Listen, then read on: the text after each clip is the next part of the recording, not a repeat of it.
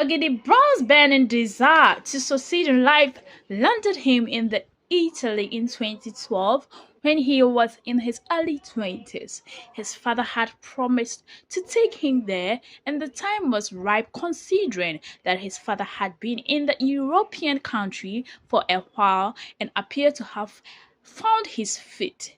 With an unimpressive education background, Ogidi Brown had to struggle for close to 2 years before eventually getting employed. He said, I became a fruit picker and hustled for a very long time. Later, I had an offer to work in a company. He recalled, but sorrowfully, that happy moment was truncated a few months after securing the job.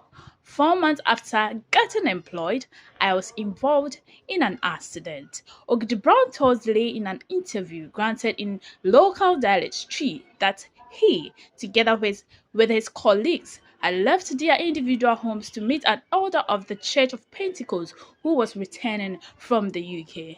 I was in the company of two guys who had been sent on that mission I wasn't assigned to. I told them to give me a lift to the church because they will go through Modena to Bologna to pick the elder. I like to dance. I danced in church. When we got to Modena, I checked the time and noticed it was too late to join the dances. So I told them I would go with them to the airport to meet the elder, and that was the beginning of my sad story, he recounts. When we got there, the guy we met checked his time and said the elder wasn't yet in, but that was untrue. He said the elder would arrive in an hour, so when he gave that information, we decided to go to town because we couldn't sit aloof for 1 hour. He continues. So we drove off. I was seated at the back. When we got to Casafranco, we had an accident. A lady who was on phone rammed our car. Her car was completely mangled. According to Ogidi Brown, he went into a coma afterward. He tells host delay he regained consciousness only to realize he was at a hospital. He then said, I was told I had been in a coma for 2 weeks, he says. The driver of our vehicle, I gathered, was also in a bad condition. His legs were fractured. Later, they gave him crutches. I believe he can now walk. The other person who sat on the front seat sustained no injury. The lady who rammed our car was amputated. While in a coma, Ogidi Brown says he once met a female relative who had died years ago. He said, woman, he narrates, held his hand and introduced him to some persons. The people I saw there were once my schoolmates.